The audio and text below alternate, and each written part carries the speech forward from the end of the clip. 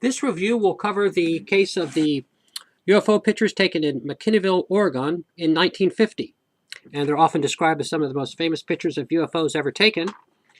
And they were taken on a farm, and there were two pictures, and they originally were displayed in the bank.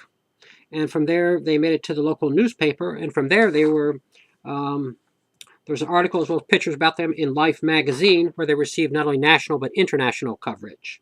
And the negatives of these two pictures were lost for years, but eventually they were found.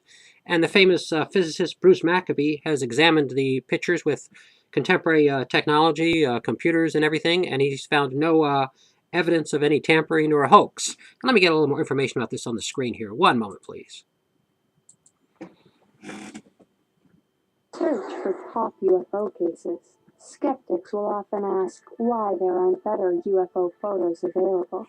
In fact, there are UFO photos out there that have withstood expert analysis, the best of which come from McMinnville, Oregon, taken on May 11, 1950, by farmer Paul Trent. By analyzing the two photos, it was possible to determine where he stood, where Mr. Trent stood when he took the two photos, to within accuracy of a foot or so. And so if you imagine looking down from above, you can plot where he was standing and where the sighting lines went out. And they said that this object moved to the left, moved southward. If you're looking towards the west, it moved slightly between pictures. And in fact, he was standing in one location for the first photo, looking, let's say, this way. And then he moved a little bit to the north. As this object was traveling along, he didn't want to get blocked by the nearby garage, so he moved a little bit to his right. And then he looked and took a photo that was in this way, and the sighting lines crossed. Now, the overhead wires can be positioned where they were. And there's a still of that particular picture. That's the most famous of the two. And there's the telephone poles on the right, the unidentified flying object in the center, as well as the garage and the home on the left, and well, some other variables in the background there.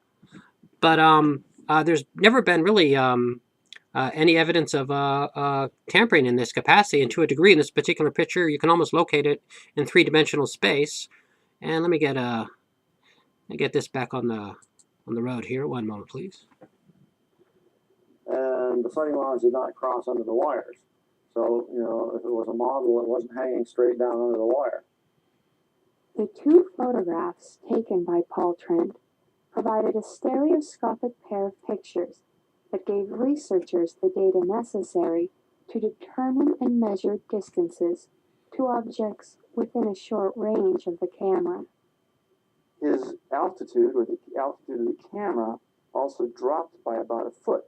So not only do you have a horizontal triangulation method, but you have a vertical triangulation method. Now, when you combine those two methods of distance determination, you can determine the distance to every short-range object in those photos. And the UFO model, if that's what it was, does not fit. It is not at the close range of those overhead wires that are about 15 feet away from the camera. They don't fit the locations and distance of the garage or the house, or the trees that were several hundred feet away in the background. There's no indication that this was a hoax. That the indications are totally that they actually saw some object flying past their farm and took two photographs of it. In the 1960s. And that's Bruce Maccabee, as well as another party there offering legitimacy to these particular pictures taken back then. And let me get let me get something else on the screen here. One moment, please. And here's an article about these pictures. And as you can see, that's the newspaper is called the Telephone Register, and says, "At long last, authentic photographs of flying saucers." And let's see, I don't know if you can see that all that clear, but that's when they made the Telephone Register newspaper out there.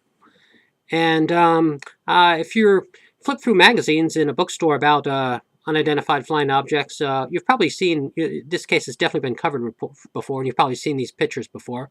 But if you have, hopefully this is just a quick flashback. If this is hearing about this for the first time, hopefully I got everything in here for a quick review, and that should do it. Hopefully everything uploaded, and you'll be able to relate to it. And let me get a final screen on here. One moment, please.